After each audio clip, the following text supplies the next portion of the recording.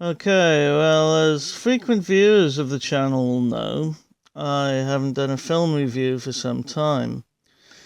Basically, I haven't come across anything lately that I've had a particularly strong opinion on. However, I recently saw In a Violent Nature and I thought it was worth a review, so here goes.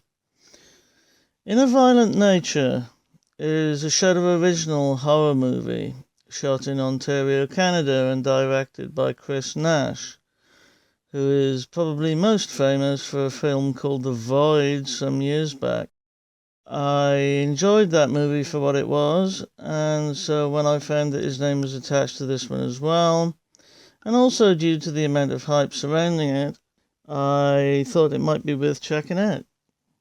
Much in the vein of the Friday the 13th series of films, we have a forest-dwelling supernatural killer here, one who has a tragic background with the story attached to it.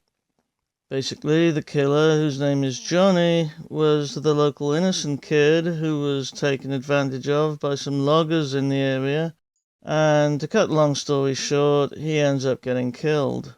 Johnny's dad confronts the loggers and gets killed as well, and sometime later, a bunch of executives from the logging company come to see what's going on. It turns out that all the loggers involved in the incident had been killed and torn to pieces, a fact which is covered up by the logging company with no charges being brought against anyone. We also learn in a flashback scene that Johnny has a necklace belonging to his mother that his father gave him after her death. He told him that as long as he wore it, she would be with him. The story of Johnny's origin and the killings that followed his death is told for the most part by one of a group of kids around a campfire in the woods where all this happened. Kids who had just happened to find and take Johnny's necklace earlier in the film. What follows is essentially shot from over the killer's shoulder for the most part, as he slowly and methodically stalks and brutally kills those responsible for stealing the necklace, one of the kills reaching a certain level of infamy already among some in the horror community, and it is certainly unusual, to be fair. I've never seen that one before. Never seen that kind of kill before, particularly. The film ends with the final survivor making it possible for Johnny to get his necklace back. They find a road and are picked up and taken to safety by a passing motorist who has a story of her own to tell. There is no boo moment with Johnny popping up and trying to kill the survivor. Nature doesn't care who lives or dies, and Johnny's got his necklace, so the survivor gets to get away as cleanly as possible given the situation. The film is shot in an unusual way for this type of movie.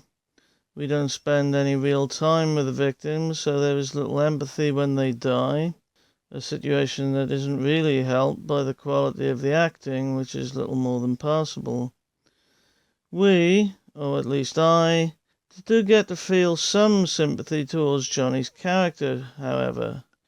Yes, he's a brutal killer, but when we see him when he's not killing people, he's very much a child, abused for who his father allegedly was, rather than anything he himself had done, and he's angry because the kid stole something that belonged to one of the few people who had ever treated him with any love and respect, that being his mother.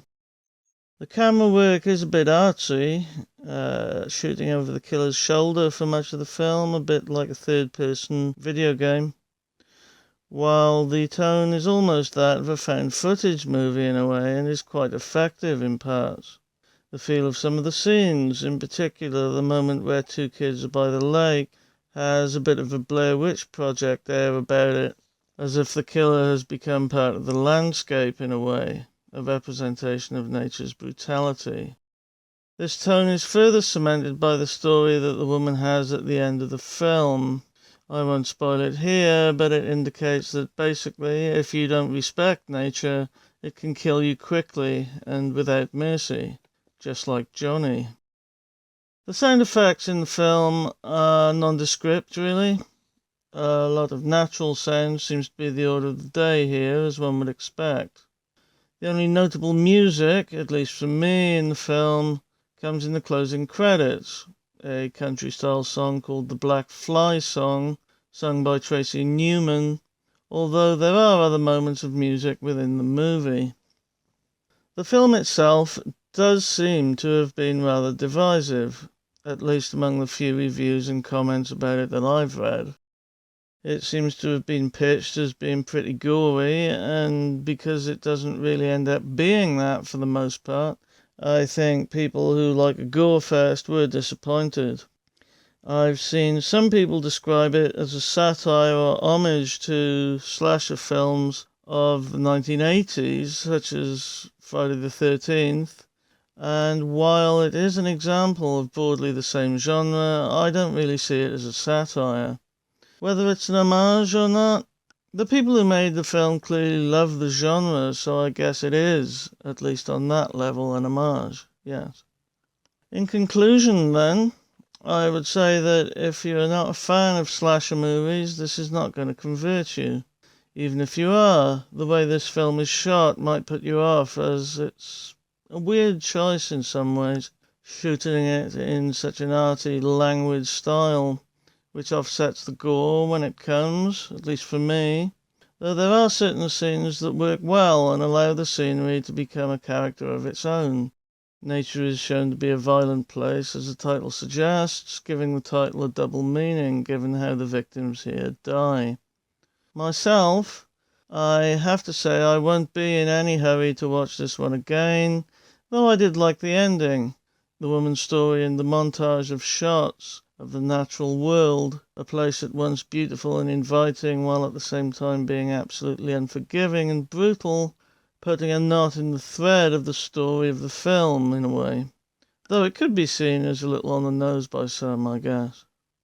At the end of the day, the feeling I was left with, though, was that this had all been done before and with more self-awareness, honestly.